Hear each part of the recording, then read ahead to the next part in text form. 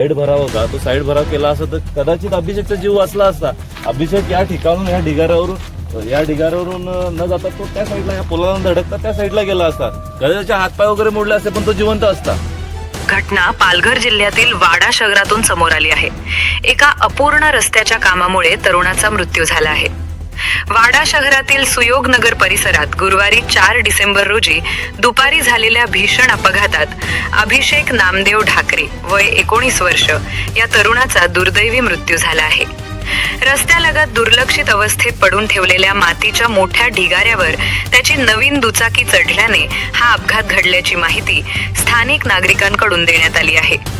मिळालेल्या माहितीनुसार वाड्यातील मंगल पार्क परिसरात राहणारे नामदेव ढाकरे यांनी 2 तासांपूर्वीच नवीन दुचाकी खरेदी करून घरी आणली होती.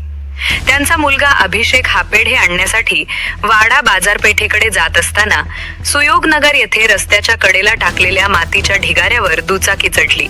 नियंत्रण सुटल्यानं दुचाकी रस्त्यालगत असलेल्या विद्युत खांबावर जोरात आदळली. या धडकेत अभिषेकच्या डोक्याला गंभीर दुखापत झाली आणि त्याचा जागीच मृत्यू झाला. घटनेची माहिती मिळताच वाडा पोलिसांनी घटनास्थळी धाव घेऊन अकस्मात मृत्यूची नोंद केली आहे. या दुर्घटनेनंतर परिसरातील नागरिकांनी अपूर्ण रस्त्याचे काम, निष्काळजीपणा आणि दुर्लक्षाबद्दल संताप व्यक्त केला आहे. वाडा नगर पंचायत हद्दीतील हा पाटेआळी ते मंगल पार्क, विवेकनगर आणि कादिवलीकडे जाणारा हा रस्ता आहे. हा रस्ता साधारणपणे जूनमध्ये केल्याची माहिती आता आम्ही घेतली. म्हणजे साधारण 6-7 महिने झाले आणि आपण बघतो या ठिकाणी मातीचे ढिगारे जे आहेत ते तसेच रस्त्यावर पडून आहेत. त्याचप्रमाणे मातीचा भराव, साईड भराव करणं गरजेचं होतं, तो झालेला नाही. या अपघाताचं मूळ जे कारण आहे, या ठिकाणी आपण माती भराव बघतो. या माती भरावावर संबंधित जो अपघाती मृत्यू झालेला त्या मुलाचा या ठिकाणी जी गाडी, याच्यामुळं आपण बघतो जवळजवळ अर्धा रस्ता जो मातीच्या ढिगाऱ्यात व्यापलेला आहे आणि त्याला खरं कारण जे आहे की या मातीचा ढिगारा आहे. वास्तविक आता कॉन्क्रिटीकरण झाल्यानंतर त्यांनी या ठिकाणी मातीचे ढिगारे त्वरित हटवण्याची गरज होती. मात्र तसं न केल्यामुळे आणि समोरून कदाचित गाडी आली असेल, कारण या स्पॉटवर त्यावेळेला कोणी उपस्थित नव्हता, त्यामुळे तो साईडला घेण्याचा त्यांनी प्रयत्न केला आणि या मातीच्या ढिगाऱ्यामुळे त्याचा ऍक्सिडेंट होऊन या ठिकाणी पोलला तो ठोकला आणि त्याचा दुर्दैवी असा मृत्यू झालेला. अतिशय गंभीर बाब आहे. प्रशासनाचा ढिसाळपणा यातून दिसून येतोय. जर तुम्ही करोडो रुपये खर्च करून रस्ते तयार करता, मग रस्ता झाल्यानंतर साईड भराव करणे, त्यामध्ये प्रोव्हिजन नव्हती का? त्या ठिकाणी माती हलवणे, या रस्त्यावर माती भराव दूर करणे फार मोठी गोष्ट होती का? ते का करण्यात आलं नाही? याला जबाबदार कोण? प्रशासन किंवा आणखी ठेकेदार जे कोणी असतील त्यांनी या गोष्टी करायला नकोत का?